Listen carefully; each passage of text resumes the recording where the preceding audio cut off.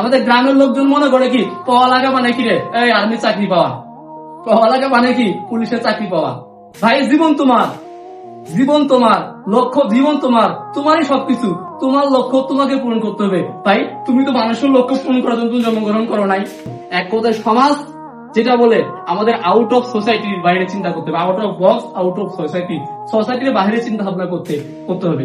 তুমি যদি তোমার এলাকার যে চাচা যারা সমালোচক, যারা জীবনেও সফলতার মুখ দেখে নাই, ওরা সফলতা কি বুঝেও না, ওরা যে দোকানপাটে সমালোচনা করে, তুমি ওদের কানে কান দিয়ে তুমি ওদের আশা পূরণ করো, তাহলে কিন্তু জীবনে সফল হতে পারবো না। কিন্তু ওরা চাবে তুমি মেট্রিক পাস করো, যাও একটা গার্মেন্টসে চাকরি করো, যাও একটা পিওনের চাকরি নাও, যাও আর্মি হও, যাও পুলিশ হও। আমি আর্মি বিডিআর পুলিশ হওয়া খারাপ কিছু মনে করতেছি না।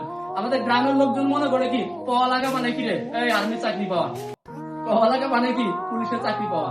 ভাই জীবন তোমার, জীবন তোমার, লক্ষ্য জীবন তোমার, তোমারই সবকিছু। তোমার লক্ষ্য তোমাকে পূরণ করতে হবে। ভাই তুমি তো মানুষের লক্ষ্য পূরণ করার জন্য জন্মগ্রহণ করো নাই। এই কারণে আমাদের কোচিংটা প্রায় প্রায় সমালোচিত। যা ভাই যারা আপনারা আমাদের সমালোচনা করতেছেন ভাই করেন, ভাই আমার লাইফ আমি পরিচালনা করতেছি। ভাই আপনি কি বললেন না বললেন আমার কোনো যায় আসে না। ভাই আমি তো আপনার জন্য আমার জীবন তো না ভাই, আমি আমার লক্ষ্যে আমি কাজ করে যাচ্ছি।